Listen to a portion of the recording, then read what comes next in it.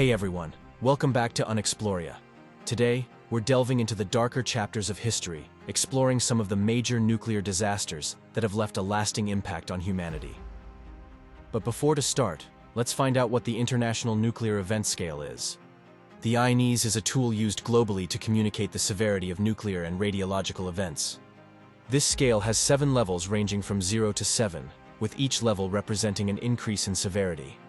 Level 0 is a simple anomaly, while Level 7 is a major accident with a severe release of radioactive material and environmental effects that require the implementation of planned and extended countermeasures. And now that we know how to calculate the magnitude of these events, let's begin.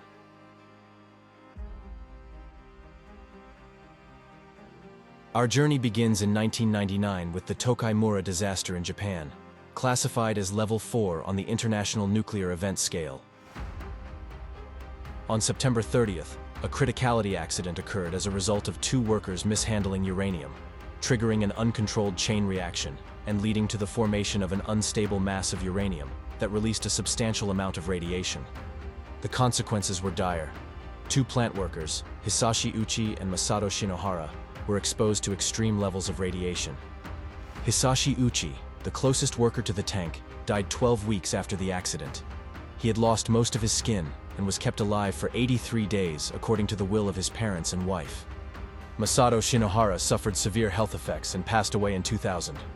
Beyond these immediate victims, over 600 plant workers, firefighters, emergency personnel, and local residents were exposed to radioactivity following the incident.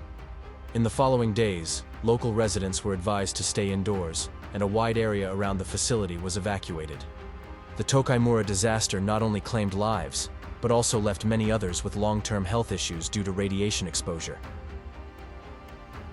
Now, let's journey back to the United States in 1979 to explore the 3 Mile Island accident, a Level 5 event on the INES and the most serious accident in the history of the American commercial nuclear power industry. On March 28, 1979, a partial reactor meltdown occurred in the plant's second reactor, TMI-2. The incident began with a mechanical failure in the cooling system, leading to a loss of coolant and the exposure of the reactor core. The reactor's fuel rods partially melted, releasing radioactive gases into the atmosphere. While the incident didn't result in any immediate injuries or fatalities, it triggered widespread concern and fear about the safety of nuclear power. The local community was deeply affected, and evacuation plans were immediately put into motion. The evacuation zone was extended to a 20-mile radius. Within days, 140,000 people left the area. The cleanup endeavors for Unit 2 reactor commenced in August 1979 and officially concluded in December 1993, involving the removal of nearly 100 short tons of radioactive fuel and incurring a total cleanup cost of approximately $1 billion. Let's step back into the shadows of the Cold War era to explore the Kyshtym Disaster of 1957. A catastrophic event occurred at the Mayak Production Association in the southern Ural Mountains, where the Soviet Union was conducting nuclear weapons production. On September 29, 1957, a waste storage tank exploded, releasing nuclear fission products over an area 186 miles long and 41 miles wide and home to about 270,000 people. A 1994 study estimated that more than 1,000 inhabitants of the closest villages were hit with a radiation dose of 570 millisieverts, directly affecting their bone marrow. For context, people are normally allowed to be exposed to 2 or 3 millisieverts every year, so these people received an exposure 200 times higher in just a few days. Within 10 days of the explosion, thousands of inhabitants have been forcibly relocated with little more than the clothes on their backs from the extreme evacuation zone. A further 10,000 would be relocated in staggered stages over a period of almost 2 years. Depending on sources, between 20 and 32 towns and villages were evacuated. Classified as a Level 6 on the INES, this disaster ranks just below the highest level of severity and had caused a vast nothingness resembling a lunar landscape around Kyshtym, where no vegetation or wildlife could grow or exist. Now, let's delve into one of the most significant nuclear disasters in recent history, the Fukushima Dai-ichi incidents of 2011 in Japan. An accident classified as a Level 7 on the INES. On March 11, 2011, a magnitude 9.0 earthquake struck off the coast of Japan, triggering a massive tsunami. At the moment of the earthquake, the nuclear power plant's seismic safety system initiated a scram procedure, automatically shutting down all reactors. Following the shutdown, the emergency electrical generators immediately kicked in, providing the necessary power to sustain the normal functioning of the cooling systems. Unfortunately, 40 minutes later, the plant was hit by a powerful tsunami that breached protective measures, flooding the facilities and destroying the emergency generators supplying power to the cooling systems of reactors 1, 2, and 3. The interruption of the cooling systems resulted in the loss of control over the reactors.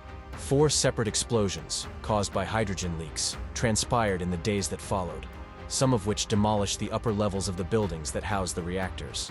Ultimately, all 3 reactors experienced complete meltdowns at different times between March 12 and March 15.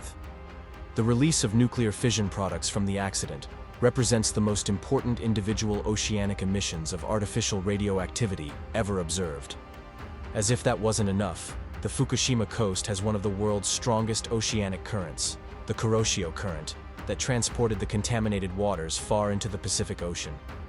The affected region faced immediate evacuation, and the number of residents displaced due to the accident was around 164,000.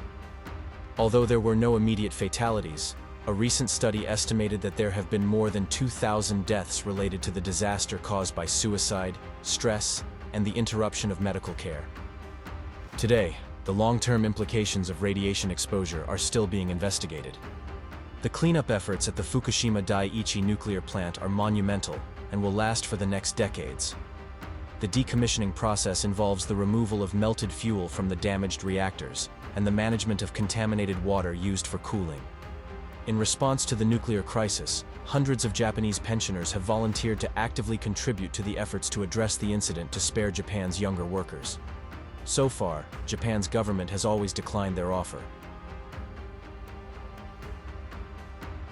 And now, hold your seat because it's time to explore one of the most infamous and catastrophic nuclear incidents in history, the Chernobyl disaster of 1986. Classified as a level 7 on the INES. On April 26, 1986, during a late-night safety test, a sudden surge in reactor power, caused by human error, led to a massive explosion in Reactor 4. The explosion burst the reactor vessel, releasing an immense amount of radioactive materials into the atmosphere. After the explosion, which killed 2 engineers and severely burned 2 more, an emergency operation was immediately initiated to stabilize the remaining reactor. After this operation, 237 workers were hospitalized, with 134 displaying symptoms of acute radiation syndrome. Unfortunately, 28 of those died from their injuries within the following 3 months. Today, the monument to those who saved the world stands as a solemn tribute to the brave firefighters who were the first to respond to the disaster. The residents of Pripyat, a town located near the Chernobyl plant, were not immediately evacuated and were exposed to high levels of radiation in the days following the disaster. Many of them experienced adverse health effects or died in the following months. Today, Pripyat is a ghost town. Before the 2022 war, it was also possible to take guided tours of the city. The cleaning operations carried out in the aftermath of the Chernobyl disaster have exacted a heavy toll on the lives of numerous firefighters, military personnel, and volunteers who undertook dangerous tasks to mitigate the consequences of the nuclear catastrophe. Many brave liquidators wearing only homemade rubber and lead suits were exposed to dangerously high levels of radiation during the cleaning operations of the reactor building roof. With these suits, the workers could only stay on the roof for very short periods of time, often just a few minutes, due to the high levels of radiation present. Efforts to contain the disaster involved the construction of a massive concrete sarcophagus, known as the Chernobyl shelter. In 2016, the original structure had to be re-encased with another layer, due to the effects of time and the damage inflicted by radiation. Today, the new safe confinement, NSC, serves as a protective structure containing both the original shelter structure and the reactor destroyed in the 1986 disaster. The immediate aftermath saw the release of a radioactive plume that spread across Europe. The most widely cited study conducted by the World Health Organization in 2006 predicted at least 9,000 cancer-related fatalities in Ukraine, Belarus, and Russia. To this day, the Chernobyl exclusion zone remains a haunting testament to the dangers of nuclear technology. the site continues to be monitored for radiation levels, and ongoing efforts focus on managing the long-term environmental and health effects of the disaster. Thank you for joining us on this dark exploration of the worst nuclear disasters in history. If you enjoyed the video, don't forget to like, share, and subscribe. Stay tuned for more intriguing content on Unexploria.